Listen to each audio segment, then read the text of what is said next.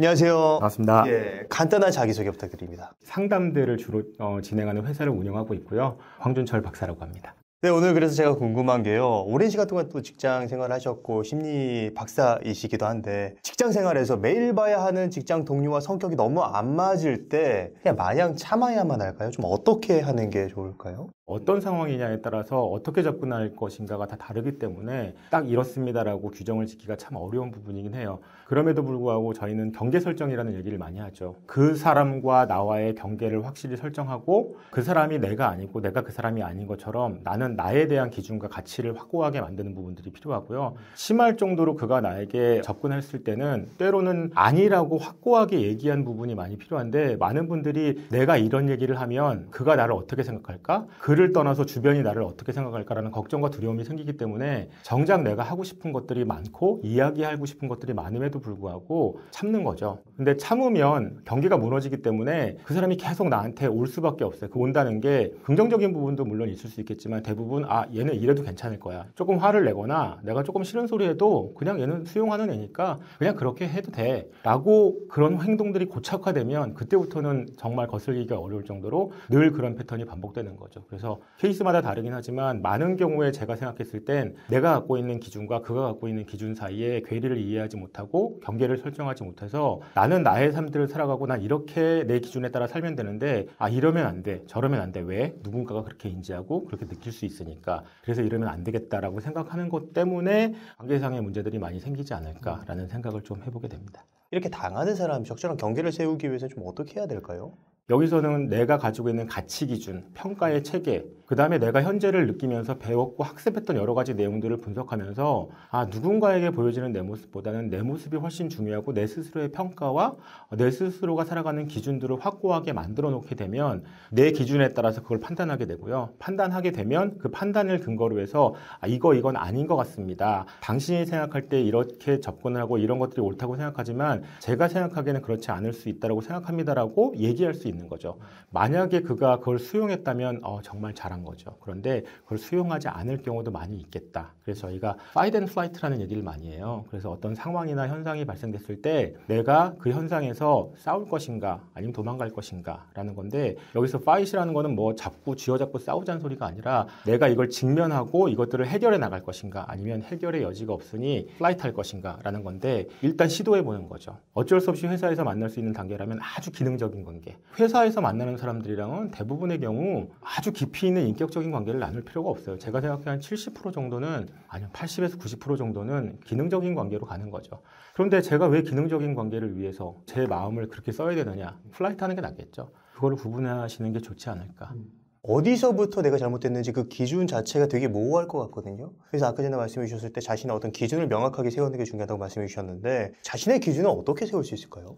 성격 성향은 대부분 다 어쨌든 한 40% 정도는 DNA상에 의해서 유전이 돼요. 그런데 나머지 60%는 어떻게 형성되느냐? 부모의 양육 태도, 경험, 학습, 뭐 이런 것, 지인들의 관계 이런 걸 통해서 성향이나 성격들이 만들어지는데 시간이 지나서 새로운 환경을 접하게 되고 새로운 대상을 만나게 되고 새로운 공간에 들어가게 되면 예전에 갖고 있던 전략이 절대 퍼펙트하게 딱 핏할 수 없다라는 거죠. 그러면 거기에 맞게 다시 뭔가 전략을 잡거나 기준을 잡거나 변화를 추구해야 되는데 그때 가장 중요한 게 가장 많이 얘기하는 자기 성찰이에요.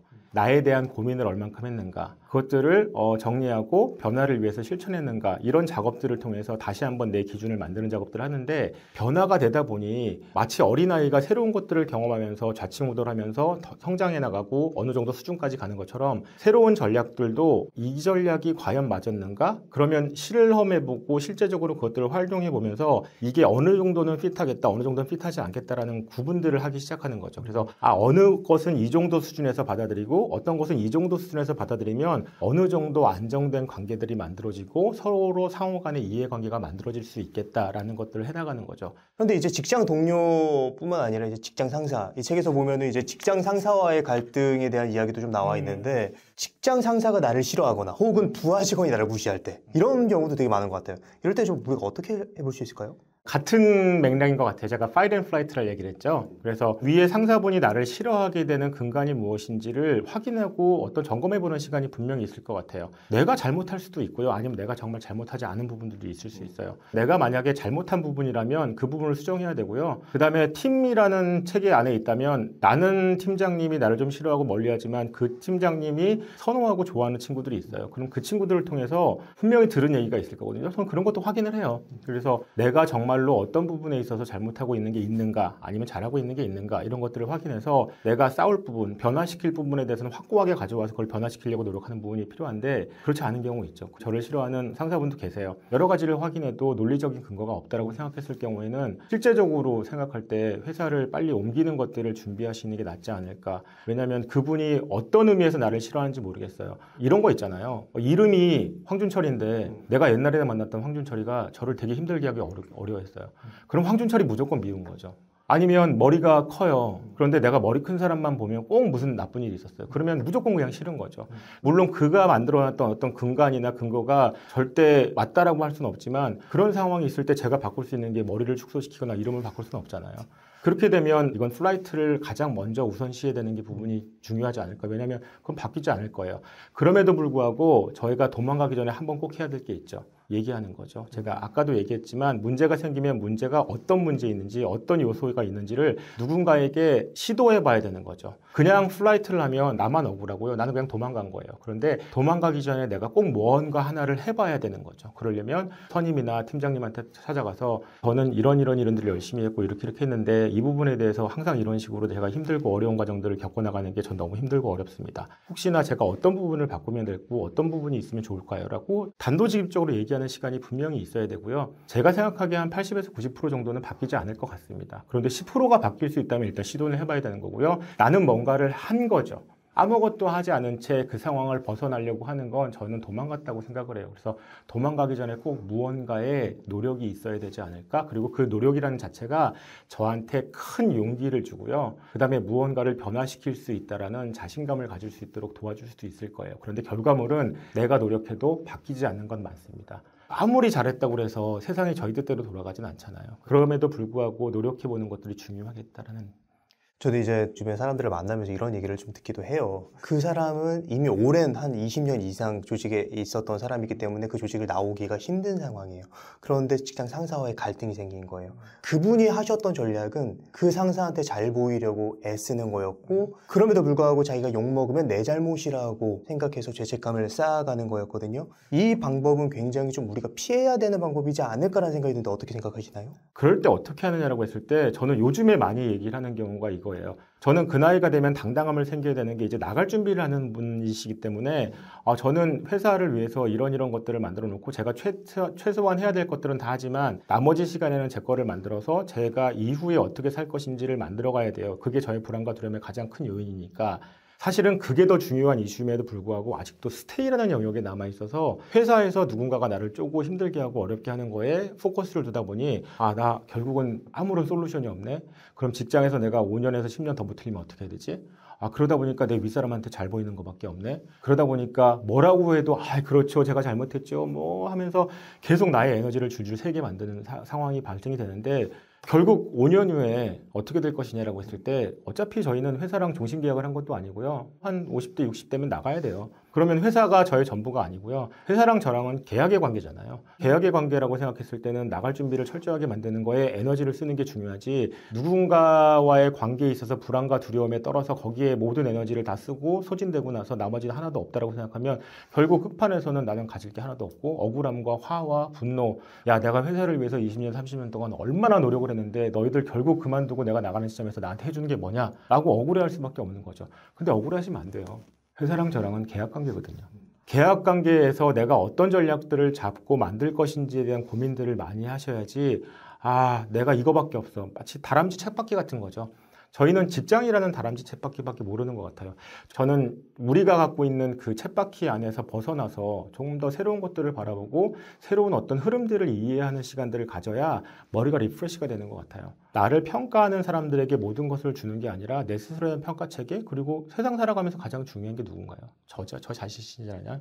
자신을 위해서 뭔가를 할 것인가에 대한 고민들을 찾다 보면 무언가 하나하나 만들어가는 그 상황 속에서 나는 자신감이 생기고요. 효용감이 생기고요. 그럼 이런 것들이 생겼다는 건 저희가 자기 실천과 자기 신뢰와 어떤 자기의 무언가를 만들어간다는 것들을 이해하고 인지하기 때문에 행복감을 훨씬 올릴 수 있어요. 대신 그분이 내가 못하는 것 때문에 나를 더 쪼았을 때 그것들을 버틸 수 있는 용기는 분명히 필요하죠. 그래서 내가 선택한 것들로 인해서 누군가가 나를 힘들게 하거나 어려웠을 땐 그것들은 당연히 버텨야 되는 거죠. 그래서 그런 용기가 필요하겠다. 근데 그 용기가 사실은 쉽지만은 않아요. 그런데 그 용기가 있어야 변화를 만들어가고 나를 찾을 수 있지 않을까라는 생각이 드네요.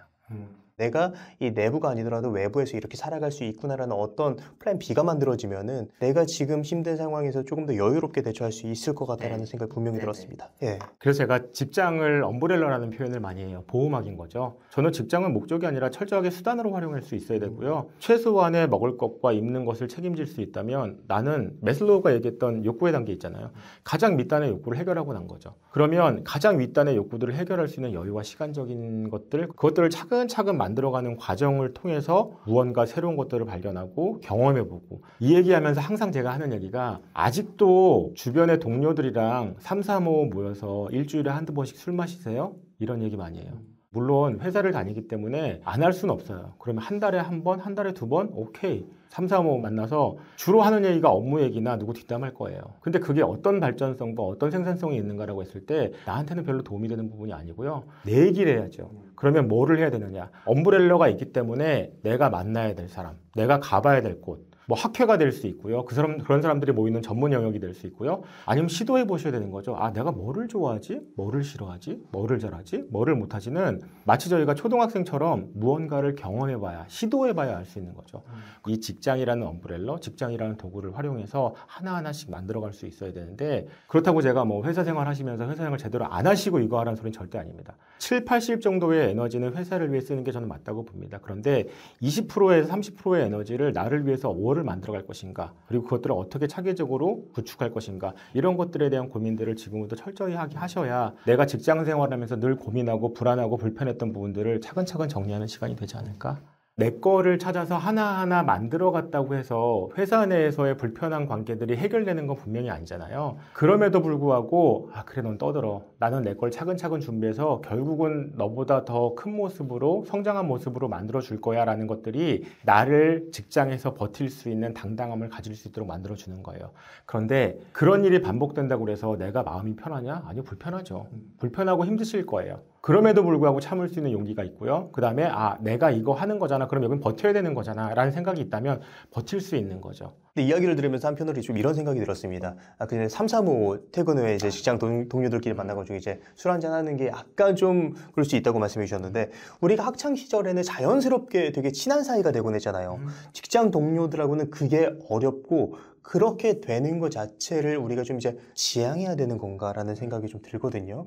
그래서 직장 내에서 친한 친구를 사귀는 게 가능한 건지 이게 궁금하고, 만약에 그게 어렵다면 어느 정도 거리를 유지해야 되는지 좀 알고 싶습니다. 저희가 어렸을 때는 그와 함께 할 수 있는 시간도 많았고요. 그리고 그에게 평가를 막 요구하거나 뭔가 얘가 이러면 저럴 거야, 저러면 저럴 거야 라는 고민들을 하지 않았어요. 그러다 보니까 자연스럽게 깊이 있는 관계가 만들어질 수 있는 거죠. 그래서 시간이 있었고요. 공간을 함께 했고요. 에너지가 있었어요. 그런데 나이가 이제 20이 넘어서 대학을 졸업하고 직장을 가게 됐어요. 에너지가 그만큼 있을까요? 많이 없어질 것 같습니다. 네. 그러다 보니까 깊이 있는 관계를 만드는 게 어려우게 되는 거죠. 그러다 보니까 이제 제가 기능적인 관계라고 표현을 하는데, 서로 이야기하고 인사하고 술 한잔해도 불편하지 않은 단계, 이 정도 단계까지는 거의 대부분의 관계를 가져가게 되는 거고요. 전체 회사를 봤을 때 95에서 98% 정도는 그런 관계가 아닐까? 근데 전혀 인격적인 관계가 그렇게 맡을 수 없다? 전 그렇지 않다라고 생각을 해요. 그만큼의 공감대가 형성됐고요. 언어 패턴이 비슷하고요. 삶을 나누는 것, 철학적인 것들, 그 다음에 가치관들, 이런 게 비슷하다 보면 깊이 있는 관계로 갈 수 있는 가능성이 많다는 거죠. 회사 내에 한두 명 정도만 그런 친구가 있다면 저희는 정말 대단한 천군만마를 얻는 거죠. 내가 이 사람을 통해서 지지를 받을 수 있고 어느 정도 안정된 관계를 유지할 수 있다라 그러면 에너지를 써야 되고요. 에너지를 쓰지 않으면 절대 좋은 관계는 없잖아요. 직장 생활은 모든 사람들을 인격적인 관계로 깊이 있는 관계로 가져갈 수는 없겠다. 그런데 그중에 어느 정도 수준까지는 그런 정도 관계가 있으면 내가 직장 생활하는데 훨씬 매끄럽고 깔끔하고 도움이 될 수 있지 않을까? 그러면 그런 관계를 위해서는 분명히 시간과 에너지와 돈이 들어가야 된다. 오늘 많은 말씀해 주셨는데 마지막으로 하고 싶으신 말씀 있으시다면 어떤 게 있을까요? 저희가 가끔 왜 나만 이래? 내 직장 생활만 이렇게 힘들고 어려워라고 얘기하시는 분이 계신데 저는 그렇게 생각하지 않아요. 모든 직장 생활은 힘들고 어렵습니다. 그리고요, 삶이라는 것 자체는 결코 쉬운 게 아니에요. 다양한 어려움들이 있다는 건 그만큼 저희가 전략적이어야 된다는 소리죠. 그냥 버티고 끝나는 것이 아니라 변화의 단계에서 성장의 단계에서 당연하게 겪어야 되고 당연한 어려움이기 때문에 그 어려움들을 어떻게 수용하고 어떻게 받아들이고 어떻게 변화를 위해 노력할 것인가, 여기에 포커스를 갖는 게 여러분 직장 생활에 훨씬 더 도움이 되지 않을까라는 말씀을 드리고 싶습니다. 네. 오늘 버티다 보면 괜찮아지나요의 저자 황준철 소장님을 모시고 직장 동료와 어떻게 좀 잘 지내야 되는지, 어떻게 적절한 거리를 둬야 되는지에 대한 이야기를 들어봤습니다. 그럼 오늘의 심리학은 여기까지 하도록 하겠습니다. 좋은 말씀 해주셔서 감사합니다. 감사합니다.